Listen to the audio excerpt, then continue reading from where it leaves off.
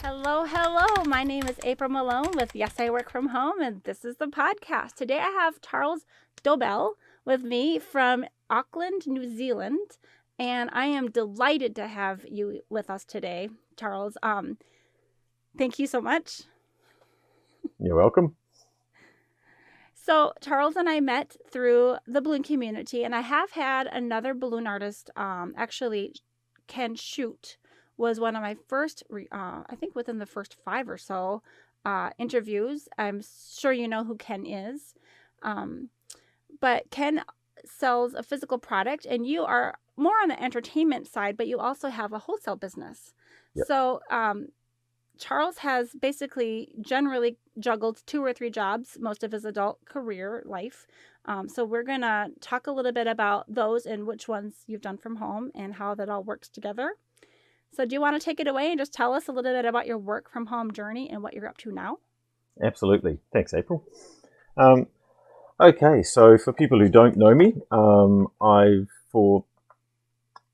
pretty much most of my adult life, to be fair, I've had a entertainment business. So starting off with balloon twisting and doing entertainment. Prior to that was actually starting off with poetry in pubs, but we won't go down that track. That's a whole different thing. Which does mean that almost every form of interacting with the public to me is easy, because poetry in pubs is hard. Very, very hard. So everything else is like, it's not that bad. Always had sort of a day job, 40-ish hours a week, and done my other jobs on the side. And when I say on the side, it's interesting because they've usually been a much higher income for my family than the day job. But by doing that, you end up with a much larger income. You end up with the ability to, when gigs come in, which are a lot of money, you don't have to say yes to all of them. You can look at the calendar, see how much you've worked, and go, actually, no, I've got a family day that day, or I need to do this.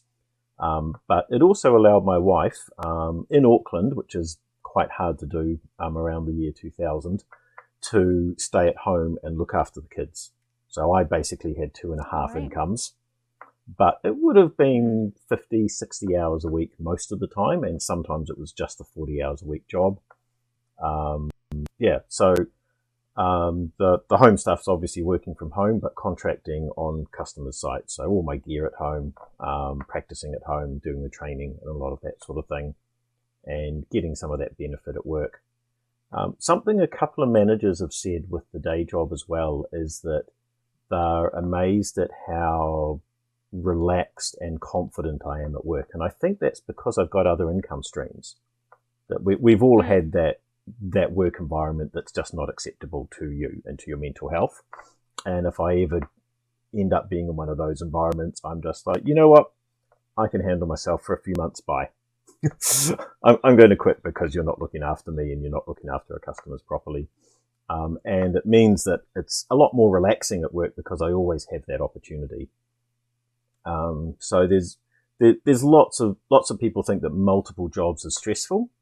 To me, it's about choices. The more choices you have, it doesn't mean you have to make those choices, but the more choices you can choose from, the less stressed you are, because you feel more in control of your life and what's going on. My 3 Are you roles. doing work that you like now? Yeah. No, I've done a bunch of management roles, and I've set up a number of call centers and done things like that. But what I found is I actually love being a call center worker. I'm really, really good at it, and we'll touch on that a little bit later, I guess, in the podcast. So had the 40-hour-a-week day job, usually corporate jobs, call center sales, and management for a while, but management was stressful, didn't enjoy it that much. My entertainment job, so doing balloon twisting, circus arts, juggling, fire performing, mostly turned into 90 to 100% balloon twisting over about 10 years. Easier on the body, less gear to carry around, although now my balloon rig is almost as big as my fire performing rig. Just doesn't have the fire extinguisher and the fire blankets and the big jugs of fuel. How do you get into fire? What did you say? Fire what? Fire performing. So fire poi, fire staffs. So I have 2 big, long 1.2 meter poles with wick on either end, soak it in fuel, spin it around while it's on fire. Like a juggling club, but yeah. It's probably quite a big thing. I'm sure. Yes, yeah, absolutely. And occasionally backwards.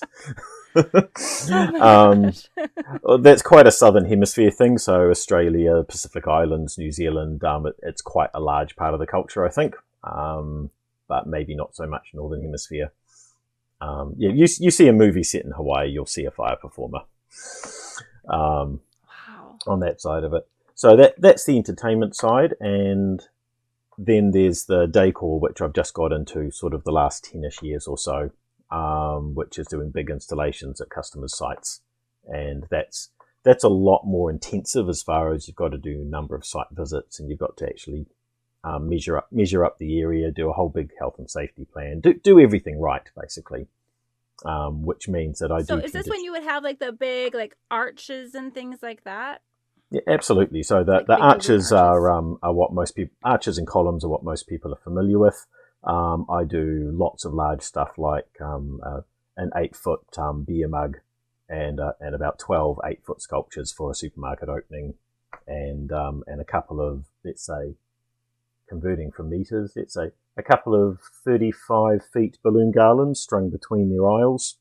So I prefer the really big stuff, but it does take me out. And the last few years, I haven't had the corporate job. There's a lot of family needs that came up all at once, and so I quit the day job and focused on the family and tried to get the income. But that allowed me to do some really big installations once or twice a month, and then focus on the family for the rest of the time. Yeah, so an awful lot going on. Installations.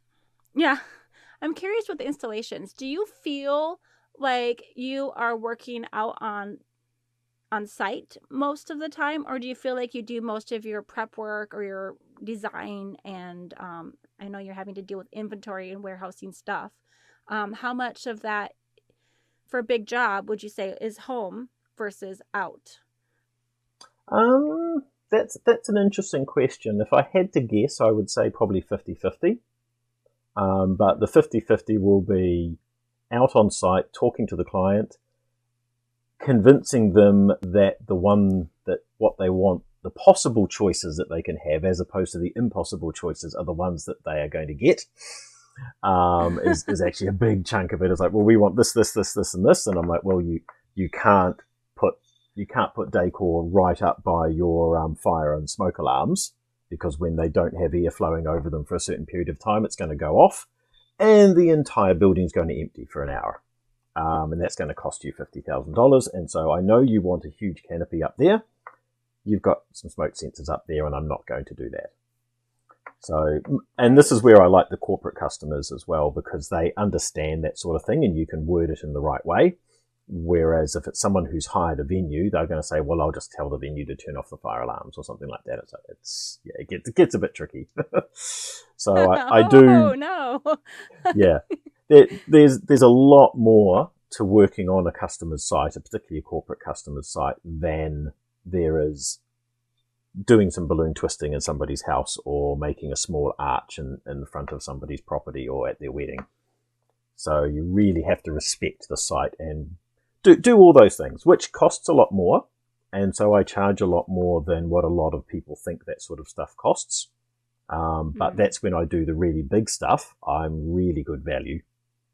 But if you want me to do a single arch, I'm not particularly good value, because I have a high minimum fee, and then everything on top of that you get from me gets cheaper and cheaper and cheaper. So one of the things that I know about your balloon business is that you focus a lot on the eco side. Like, absolutely, not everyone realizes that balloons are actually, latex is a natural product, and that they deteriorate, they break down. I know that you've talked in our balloon jams where we get together. So actually, I don't know if I even mentioned, but the way that we met Charles is that he showed up at one of our local balloon jams as a guest, and then he's kind of turned into a permanent fixture, which we love having you, and offers some really interesting perspective.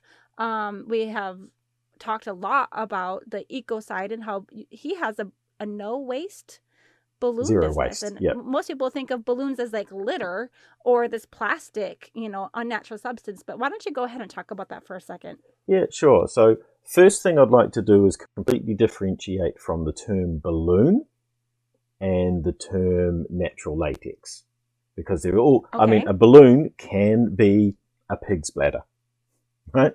Or it can be a plastic bag, or it can be a manufactured piece of plastic. So I'm talking about natural latex, and when I say natural latex, I mean high quality natural latex like the main balloon companies offer. Not the cheap, nasty ones that have a really weird, almost oil or petrochemical smell to them. Those start off as natural latex, and there's a whole bunch of factories around the world, but they pump a huge number of preservatives and other chemicals into them, because the balloons that April and I use, they go off after a few years if you don't store them properly, and they start to go off, and that's fine, because when you don't have all that extra stuff in it, it does what we want. It's a top quality product. It's like a carver using natural wood compared to tannalized wood. It started off the same way, but it's different. It's not as good for you, not as good for the environment. So first of all, It might last longer, but yeah. Yeah, but it's not as predictable. It's not as strong. It doesn't do what you want it to do. So it's not that balloons are eco. It's that the good quality balloons, the ones that stretch. So if you just inflate it and it puffs up and you tie it, it's plastic.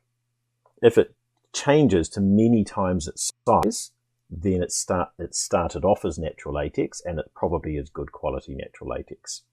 I use the Qualitex brand, which is also Rainforest Alliance certified, which is like a trade aid certification for a rainforest species.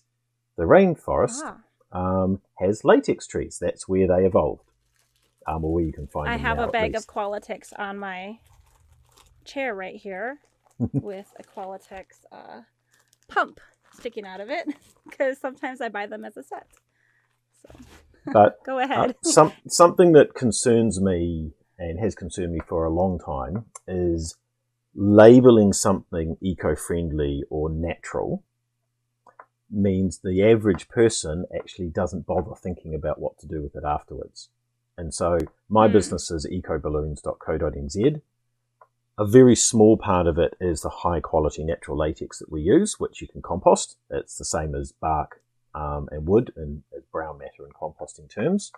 But if you put a piece of bark or wood on the side of the road and leave it there for a year, it's still there. So it's a matter of cutting it up into tiny pieces, putting it in an active compost, adding extra green matter, adding extra brown matter every now and then, making sure it's connected to the earth, doing all that stuff. So the label of the product is a small part of my business. The zero waste side of it is what we actually do ourselves. So we come in, we do the installation, we take it down, we reuse all the framing, we use compostable tape to keep the framing together in some cases, and we compost all the balloons. So you take all of the balloons home, or you pop them first? Every single one. Down? Oh, pop them. Yep. Pop them or break them up or something like that and reuse it. So that's not that difficult. So to just think ahead. To don't just think about how am I going to make this, how am I going to give this to the client, right, job done, walk off. Think about the whole process. So you have to arrange times with your clients that, right, when does your event finish? Are you certain it's going to finish at that time? Because I'm going to come in with a few blades and I'm going to break down this installation and I'm going to take it home to my compost. So I don't want drunk people running around if I'm waving blades about. If I'm going to have to get up on a ladder or something like that, I don't want drunk people running around. But obviously I word it a little bit better in that I want to keep everyone safe, especially your guests and your staff. But it amounts to the same thing. So one of the things I know about Charles is that he is very concerned about safety. You've talked about this a lot. What was I going to say? Two things. First of all, you keep talking about your compost back home. Do you have like a garden? I have a small garden. It's about 4 meters by 4 meters, which if you multiply by 3 will be about 12 foot by 12 foot. Pretty big, actually. And then my other question, help me. I just had it. My other question is, what about if you're going in and you're first of all convincing them to, keep safety in mind, and that takes extra time, and then you're going back and you're collecting everything, you have to charge accordingly. Do you feel Mhm. that the eco side, the no waste side of your business helps you sell more, or does it affect your business? That's a really good question. What I am, what it does is it gives me the clients that match my outlook better. So that the clients who care about the eco side of things, um, they are more likely to book me. And then when we talk about things, what matters to me matters to them in a similar manner, far more than someone else. So most of my private bookings, I don't go ahead with. So they want me to do something that's not a practical, or they want me to charge a lower price. So for me, for an average installation, I would do at least 3 visits to the site. So it would be 1 actual site visit to make sure it's all okay and that the area is safe, 1 to go in and build it, and the third one to go and take it down, pack it up, and take it home to compost. So that's an average one. Some of them, especially some of the corporate ones, 5 or 6 visits to the site. Hmm. So there's a lot of cost and time involved in that, and that's what I do. If someone says, "Oh, don't bother, just come and do what you can do," so that it's cheaper for us, I'll go, "Sorry, that's my minimum set of rules that I follow. This is how I do my gigs. Feel free to look for someone else. I don't mind if you employ somebody else who doesn't have those rules, but I don't break my rules." So I probably turn down a lot of work as well, but turning down a lot of work also allows me to focus on those big ones when they come through. And as an example, I'm a bit of a parade specialist now, with a team of trusted colleagues as well. So we regularly, the last few years, we've been making sort of 50, 60 meter long. So multiply that by 3. So Wow. 150 feet long parade installations for people to carry through Pride parades and that. And all the components like the handles and the waistbands that they use to stick it on to make it easier, health and safety for them to carry. It's all in my garage to reuse on the next one, and all the balloons are composted. So that's a huge amount of Wow. area. But if I was just doing a whole bunch of little columns and arches, 2 or 3 of those a day, I wouldn't have any ability to work on those big projects. So, And yeah, I having would your other day job gives you a little mm, bit more freedom to turn down the balloon work that you don't prefer or enjoy. absolutely, yeah. So while I've done most of those ones before COVID, for 3 years before COVID, I was full time with my wholesale and my decor and entertainment, so my business. And so that was that time to go in and do those interviews and everything like that, and do the site visits. But yeah, you're What are right. you It's having selling that on the day job. wholesale side? Oh, so wholesale, I retail to other balloon artists. Okay. Yeah, Local to you in New Zealand? yeah, in New Zealand, Okay. absolutely. And I have the Can same you? sort of rules. So for me, for my own work that I do, I don't want a single piece of my product to become litter for any period of time, and I require that of my wholesale customers as well. So a large number of them want to get them to do this, or a large number of them constantly get calls about, "Oh, I want some eco balloons so I can let them go at a funeral," and I'll just have to politely say, "Sorry, that is likely to become litter, therefore we can't supply for that reason." And usually Yeah. convince them not to do a release most of the time, which is good, because I I don't think know balloon why. races are on their way out. I hope at I would least. have hoped they were already gone a few years ago, but no, they're still hanging around a little bit. But I just can't understand why any business, whether it's the factory or the wholesaler or the retailer, would ever want one of their products to become litter. It just, to me, it just doesn't Mhm. make any sense to have that as the end result of what your business dealing is. And so I would rather not get the business, and hopefully educate people and hope that they come around to my way of thinking, or a similar way of thinking, you know?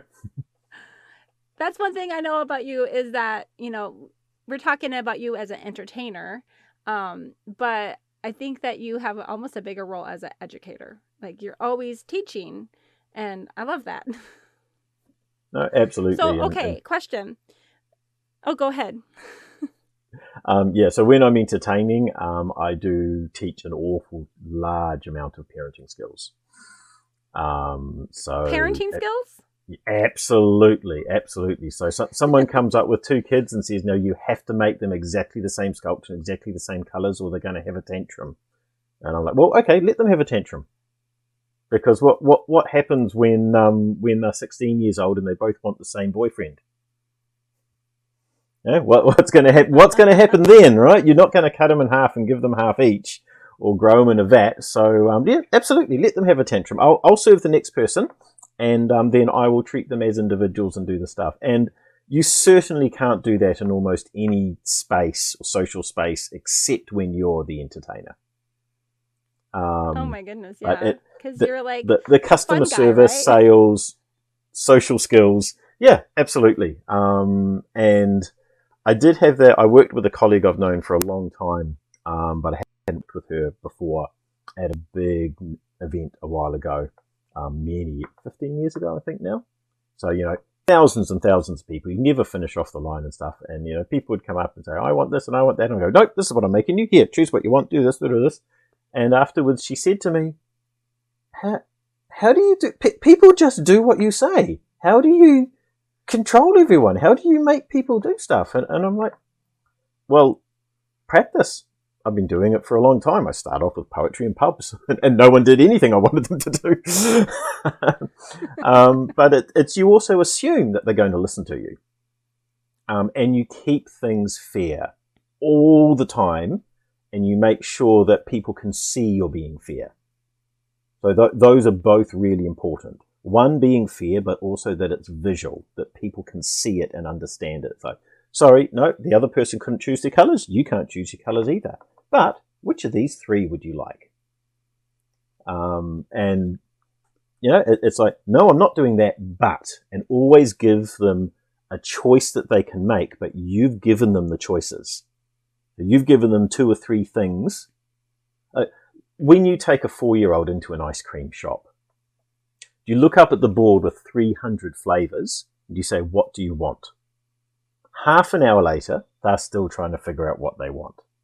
You walk into the ice cream shop, you look at the board, you turn around to the 3-year-old, you block them with your body so they can't see the board. By the way, yes, my 3-year-old could read. my youngest son, my eldest, my firstborn could absolutely read at 3.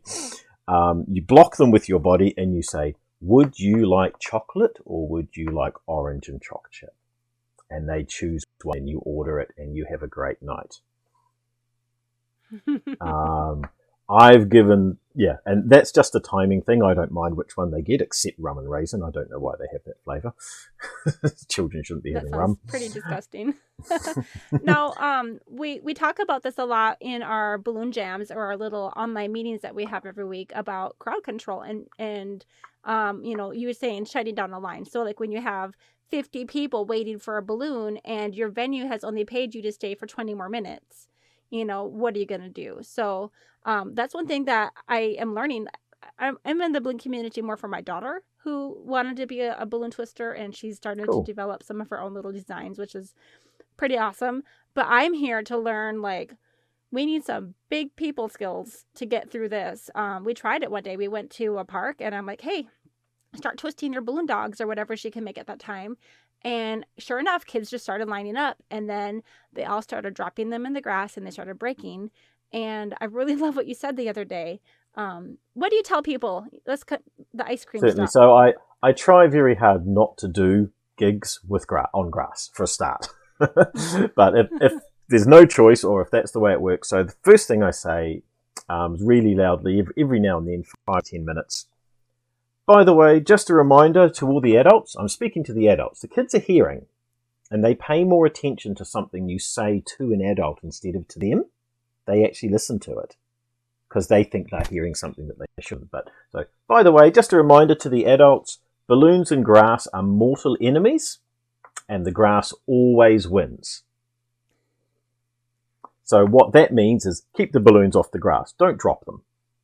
But after that, I go, if it does break, pick up all of the pieces so that there's not a single piece of litter left on the ground Get back in line, bring them back to me, and I'll replace it for you as well. So this is going to happen. If it happens, pick up the bits.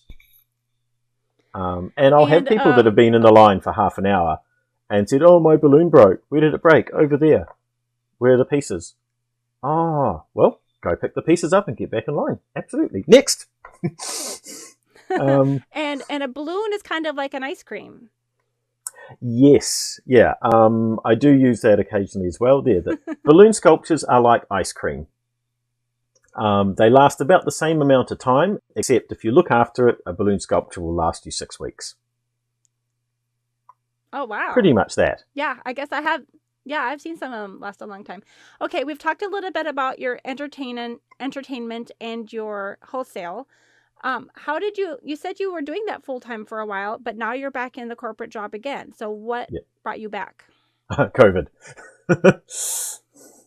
So I got, in the first lockdown in New Zealand, I got tens of thousands of dollars of cancellations within a couple of days, and then my income was zero. Oh, no. So I was like, right. How long did it take you to find work?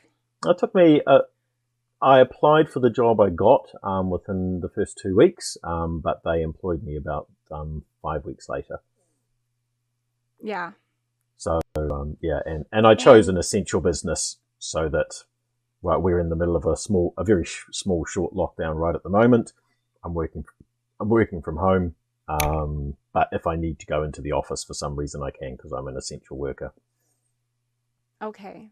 Yeah, you mentioned call center, but it's more of a dispatch type situation, right? No, it's an emergency call center, and dispatch does happen sometimes, but the main brief is responding to customers telling us about problems. Okay. Got it. I've heard you talk a little bit in the past about how, or you mentioned earlier actually that you used to do management positions, but you actually enjoy the customer service type situation better. Can you talk about that a little bit? Certainly. So I tend to think of this as energy more than anything, and it's what I realized. So before the global financial crisis, I'd had a few management roles, set up some call centers and sales centers, done a lot of sales work because the income is much higher than customer service. And it's similar, but it's not as enjoyable to me. And then the global financial crisis came, I got made redundant, and I looked for a while to find a job. Now, it's the first time in my life that I'd ever actually had to look for a job and not get the one that I wanted. I guess customer service sales means I'm good in job interviews as well. Yeah. So I chose a utilities company that was really good reputation as an employer, and said, well, I don't mind coming in at the ground level. I need a job. I'm going to choose the company rather than the individual job and the individual role. Got the job, fortunately, and expected that I was going to move up into management or into a better position later. After a week or two on the phones as a customer service CSR, customer service representative, my shoulders dropped. This light bulb went off in my head. It's like, hey, I'm good at this. I enjoy doing this. I enjoy communicating with customers. I enjoy finding out what their problems are, finding how my business can solve those problems, and not necessarily what the customer's saying is their problem, but what's their underlying problem, what they're not communicating to you, and querying them about that. But what I noticed was at the end of the day, I was energized. Most of the time in management roles, at the end of the day, I'm exhausted. I don't have much energy. I come home tired, not have as much energy for my family and things like that. Customer service, say you've got 100% worth of energy for your 8-hour shift at a job. Most people, and particularly those around me in call centers, my own staff, my own managers, things like that, the average person uses almost all that energy up during their working day, and they're exhausted at the end. Call center customer service roles, I get to the end of the day and I've got 95%, 90% energy left. I don't use much energy to do a good outcome for what the job requires and what the customers expect and all that sort of thing. And that's, to me, that was a real epiphany. It's like, oh, I'm going to stay in this job. Because it comes naturally to you and it's what you enjoy? It's probably not as simple as that, but I have worked on it for a long, long time. So all of my jobs, I've worked on it. I've always recorded my own phone calls and played my own phone calls back to me, whether my manager's doing that or not. Listen to it. Oh, that sounds terrible. I'm not going to say that again. Oh, that sounds good. I'm going to try and say that more. Oh, I did not listen to the customer when they were trying to tell me something. Next phone call, I'm going to make sure I listen more. And 20 years of doing that. So I think maybe the problem solving and the self-improvement comes naturally, but the actual skills you get out of that is an applied process that gets better and better and better over time. I've done exactly the same with entertainment, with handling the crowds, with those sorts of things. You try things. Sometimes they don't work, but you don't try them again, or you try to figure out why it didn't work and then you change it a little bit. But it really is, it's finding a role that works for you, that doesn't use all your energy up if you're lucky enough to get a job like that. Or improve yourself to the point where you are using less energy than you were before. And if a job is taking almost all your energy all the time and you have options, try and find something else that won't, because it's just, I don't know, it just works well. So what about you're doing this new call center job? Have you had any work from home jobs like for corporate in the past? No, this is since COVID, this is my first work from home.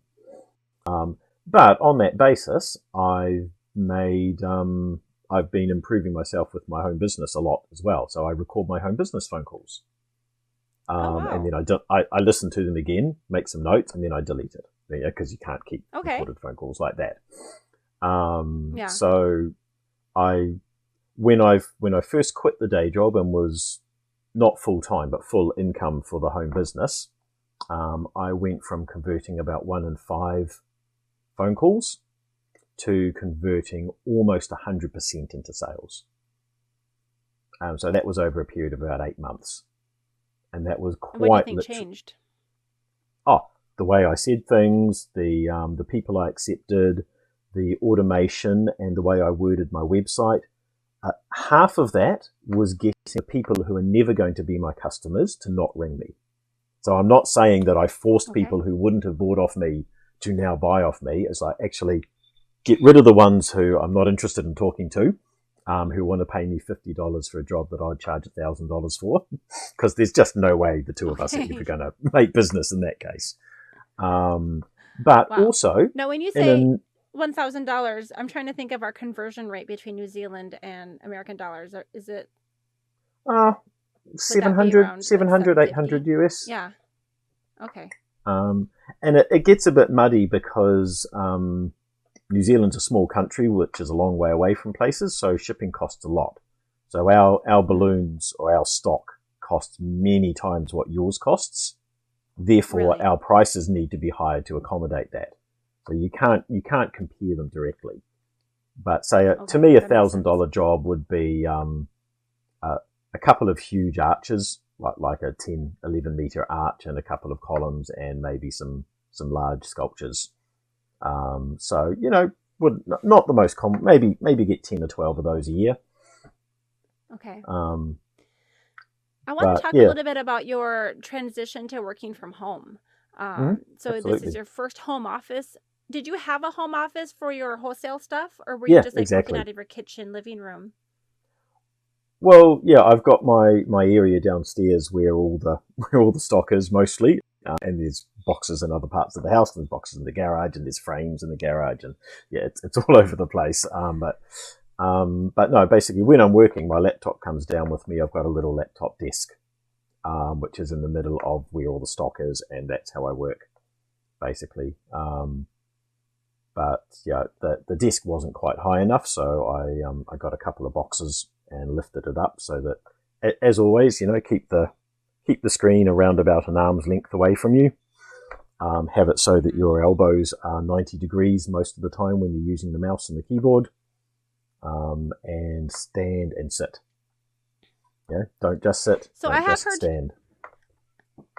I've heard you talk about ergonomics relating to balloons because you talk about protecting your Mm. body, but how about can you talk about the difference between, or I guess how do you apply that now to working from home at a desk for your desk job? Oh, absolutely. And I've been utterly aware of that. Being a circus artist, even when I started my corporate jobs, I was always set the desk up right, because if I injure myself, I get a repetitive strain injury, then my income, which is bigger than my day job income, disappears until I get better. So I've always been aware of that. Mm-hmm. So there's lots of different postures. There's huge amounts of information about the best desk working setup. As I've just said previously, the most important thing currently, which I believe and seems to be making a difference, is keep changing your position. So at least every half an hour. If you're sitting, stand. Right now I'm standing. I've got a stool just under which I can sit on. And we can talk like this, but we have been talking for a bit over half an hour. I've got up and down about 3 times so far during this podcast. How do you remember? Because that's what I struggle with. Like sometimes I'll just be so focused that I will literally forget. Do you set a timer or something? No, I keep an eye on the clock basically. So I think about every half hour. So 11:30, 12 o'clock, 12:30, 1 o'clock. Those are just things that I have in my head. And it doesn't have to be exactly 30 minutes. You know, like just now I glanced at the clock while we're talking about this. It's 11:09 for New Zealand time. So it's gone past that 11 o'clock. So it's time for me to sit down again. Okay. What I'll also think is, now that I've noticed that, and because I'm in the habit of thinking about these things, actually I've been sitting most of the time for sort of the last 40 minutes. So, and I'll have a look at the podcast later and see if I'm right, but I'm pretty sure. So now that's when I hop off the stool and I push it underneath the desk. And now there's nothing for me to sit on. So I can't, I have to stand up no matter how urgent the work is or how focused I get. Now I have to stand up and do all that. I'm taking notes because I'm to the point where I have a relatively good ergonomic setup, but I am more inclined to sit way too much. And I think some of it has to do with my camera angle. Since I am on camera most of the time, I basically have this spot now that's good, like I'm not showing off my messy shelving over here or my messy shelving over here. You can only see my nice blue backdrop, which is the wrong color. I didn't order this color. But what I forget to do is to sit up. I can stand up, but it's a cumbersome thing. And it sounds like you've made it relatively easy for you to transition quickly. Oh, absolutely. I mean, I am higher up now that I'm standing in the camera view than I was before. When I was sitting, I was about here. And now I'm up here. So it's fine. Easy thing from that point of view too is move the camera back a bit more. Yeah. If you move the camera back a little bit more, it gives you more ability to move around in the frame and not really affect the overall look of the podcast and things like that. Right. I have a really, really tall backdrop, so I can stand up and move my camera. I just don't remember. How did you trigger yourself to remember to do that transition? You said you look at the clock, but how did that start? Did you set an alarm at the beginning? I have no idea. No? You're just good at it? Actually, let me think. Let me see. If I'm going to make an educated guess, actually it's probably when I was a manager watching my staff. Now that I'm trying to think about my earliest memory about thinking about this, from a time, I've always been thinking about ergonomics and desk work versus circus arts and stuff. But I think when I was actually becoming focused on the half hour thing was just tapping my staff member on the shoulder and saying, hey, actually, change your position, keep yourself healthy. Might even be time for your morning tea or something like that. And being aware of other people doing it is much, much easier. Our bodies and our brains are much more designed for telling somebody else what to do than they are for telling us to do. For some reason, it's just so much easier to do that. So if you start, and this is something we probably haven't touched on in the past because April and I have talked a lot. I try to live by a way of life in which don't complain about something, unless you've tried to change it. Don't Mm. tell someone else off for doing something that you don't think is the right thing until you've been very, very careful to make sure you haven't done that for a long time. Or if you are going to tell someone such as, hey, every half hour you should be changing your position, then you damn well better start doing it as well. Right. It's So use that ease of educating, explaining, telling off, whatever it is that our brains like to do, and then reflect it back to yourself. In fact, that's one of the why. things that was, oh, go ahead. No, go ahead. Sorry.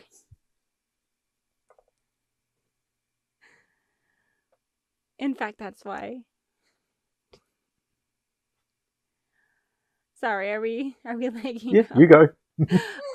Um, so one of the things that I really struggled with when I was working on site in corporate, or actually like a health facility, I worked at Mayo Clinic for many years, and they were very big into ergonomics, and like we received trainings and reminders. We didn't actually have the pop-ups on our computer to remind us to exercise or to stretch like my husband does, but we knew that we were supposed to. But it still felt awkward to do it because I think that even though we were told you're supposed to stretch and take care of your body for, the overall good of your health and so that they don't get, all these disability claims and things like that. But it felt like you didn't look like you were working if you were standing up and stretching. We didn't have standing desks. And so to lean back and stretch would make it look like we weren't focused on our work. And so I think I was more inclined to stand up and go to the bathroom. But I never actually did stretches because it felt funny. I didn't see other people doing it, and I didn't want people to think, oh, she's going to be like that now. What about you? Did you say that you were actually encouraging people to take their breaks? Oh, absolutely. To do micro pauses and take their breaks and Would things they like that. do it? Sometimes. But what I would also do is try to do it myself and try to do it in front of them.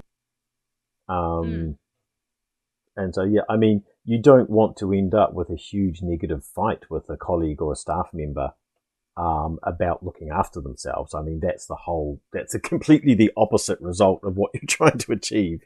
But yeah, doing something in front of someone is far more important than telling them what to do. It just makes it feel more comfortable. But from a habits point of view, is we all have lots and lots of habits. An example I've used is my wife has a hot drink every 1 to 2 hours, a tea or coffee or something like that all the time. And if there's something such as stretching and micro pauses that you want to do on a regular basis, attach them to an existing habit that happens on a regular basis. So it's just so much easier than trying to build a brand new habit from the ground up is hard work. But if you've got an existing habit, so if, for example, if my wife did want to put micro pauses into something she's doing, then it would be a good idea to say, okay, I'm going to turn the jug on to have a hot drink. I'm going to do my micro pause. Jug's boiled. I'm now going to reward myself on my micro pause with the hot drink. I was going to have that hot drink anyway. I was going to get up from my desk. I was going to click the kettle and let it boil. All I'm doing is putting something in the middle of an existing habit. So much easier to get that sort of thing done. So the habits are the things that you don't necessarily have to think that hard about because your body has basically gone into low power mode. I was talking about this in my last episode. One thing that I am really good at doing quite regularly is going to the bathroom. I basically work right off of my bathroom, which is kind of awesome when I'm short on time. But what I'm trying to do is ingrain a thing in my head that says, putting your foot up on the tub, that's a really good height for that stretch that your leg needs so bad. And so I'll look at my toilet seat even, and when it's closed, I'm like, I can either put my foot here or on the tub, but this is like my stretching spot. And I'm trying to ingrain that into my mind. It's not coming very naturally, but going to the bathroom is. And so when I'm trying to make that association, it's working. Like when I walk out of my bedroom and I go into the kitchen, there's a really nice spot that I can just stretch. And so I'm turning that into part of my routine, and then eventually I'm hoping it'll become a habit. Yep, absolutely. Do you have anything like that that's working for you? Yeah, well, the other thing is most of the ergonomic training at desks is to have everything within arm's reach, so you don't have to bend over or stretch or lift up or do anything like that. But that has a negative side to it too, in which you don't move much from your desk, and your spine stays in the same position, your shoulders stay in the same position. So something that I've done, and I'm not qualified in this regard, so feel free to chat to other qualified people about this. Is if there's something that I would regularly do, like a drink or a marker or a ruler or something that I would use a few times an hour, actually put it several meters away. So you have to actually go away from your desk, take a few steps, bring it back, and that on its own is a small micro pause. I think stretches and stuff like that are a really good idea, but they're quite time intensive and they feel time intensive. But if you can build a whole bunch of micro pauses in, just, literally, hang on, let me go and grab this. Right. That's just rotated my shoulders, moved my spine around, let my muscles control where my spine is, rather than it just staying. Yeah. Yep. Moving your eyes around, move your head. Like when you're learning to drive, turn your head, don't flick your eyes. Simple as that. Right. Really is simple little things like that. But just be aware of those things, and have a plan in place. If you need a timer every half hour, do it. Absolutely. But also make sure that make sure you're working on one or two habits or one or two things at a time. Don't try to change a dozen things at once, because that's just too much. You just work on something. Once it's become a habit, work on something else.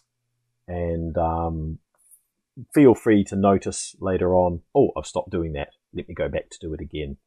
If you get in a habit and you fall out of the habit, it's very easy to start that habit again. It's so much easier than the first time. We were talking a little bit about time management the other day. And when you're saying this, it's reminding me that, I've had to go into physical therapy a few different times over the years from some of my chronic injuries and things. And it takes so much time to, make the appointment and get there. It's about a 20-minute drive. I'm there for an hour or an hour and a half, and then I'm driving home. And it's like, that was 2 some hours out of my day.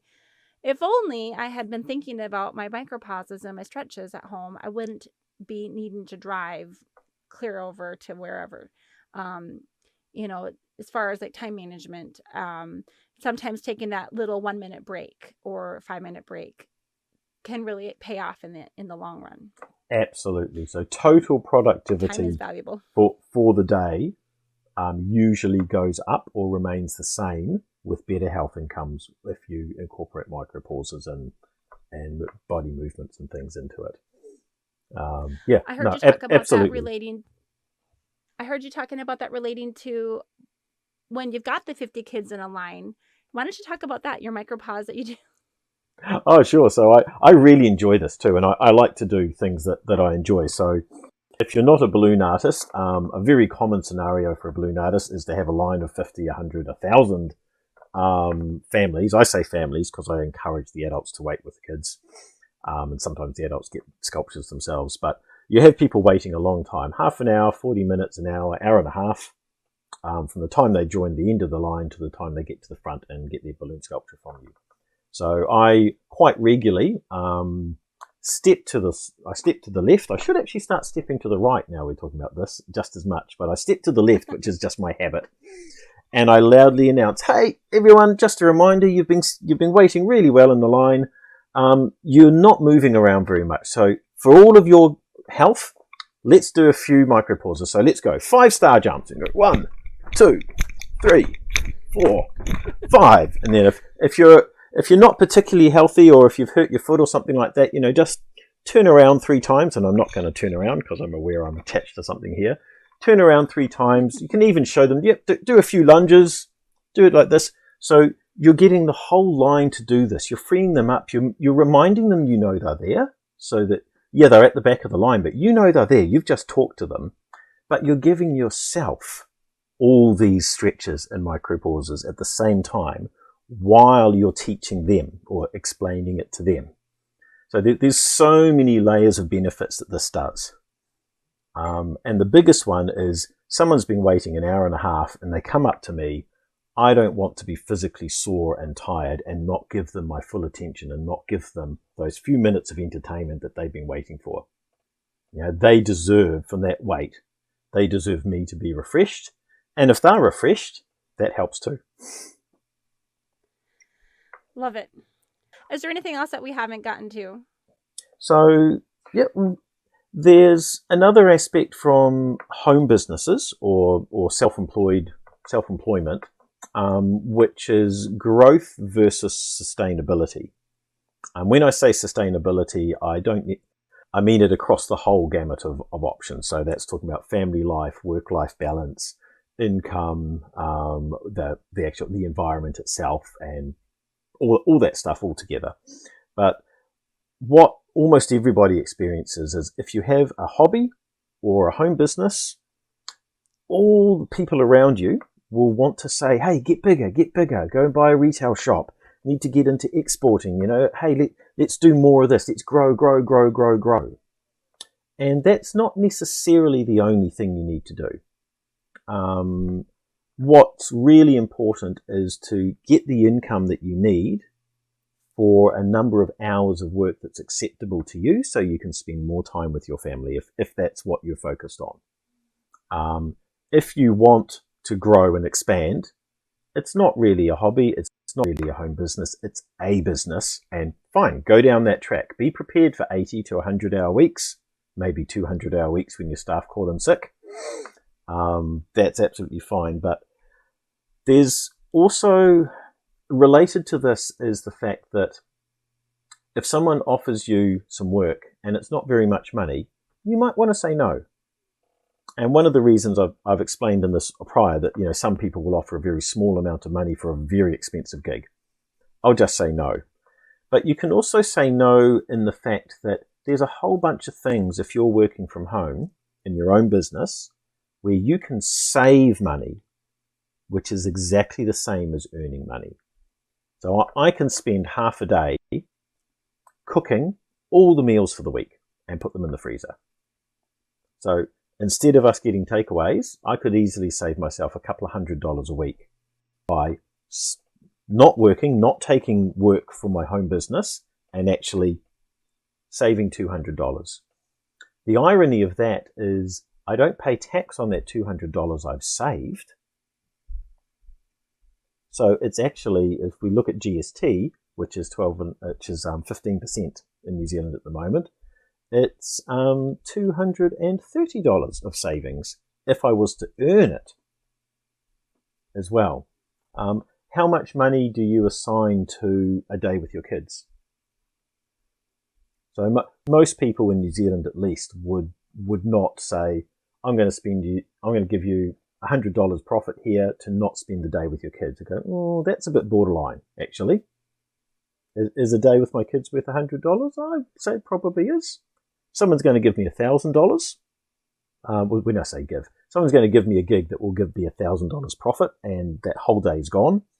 Yeah, that's acceptable. However, go to the diary, book in a day with the kids where you can spend some of that $1,000 on them and have fun with them. Yeah. Don't just work Right. for the sake of working, for the sake of money to reinvest in the business. Take money out. If you give up something with your family, put in the diary to do it some other time in the future. There's all sorts of things that you can save. Childcare is a massive one. It's just huge amounts of savings for families if you're working from home. And that might mean you don't earn as much as you want to earn. But bear in mind, certainly here in Auckland, you can pay $500 a week in childcare. And that is that's a wage for an adult. Right. Well, and that's kind of like when I was just talking about the physical therapy thing a minute ago. Not only was it taking time away from my home, my family, and my work, it also cost me something. And so then you basically double that loss to our family. Yeah. No, Do you have any now it's final 11:30. things? It's 11:28. I'm just going to pull my stool out and sit down on it again. So I've been trying to keep these conversations to 45 minutes to 60 minutes, and we're at that 59-minute mark here. Let's just wrap up, and what final thoughts do you have that you want to round things out with? Do you have anything that you would encourage people who are working from home for the first time or who were considering it for the first time?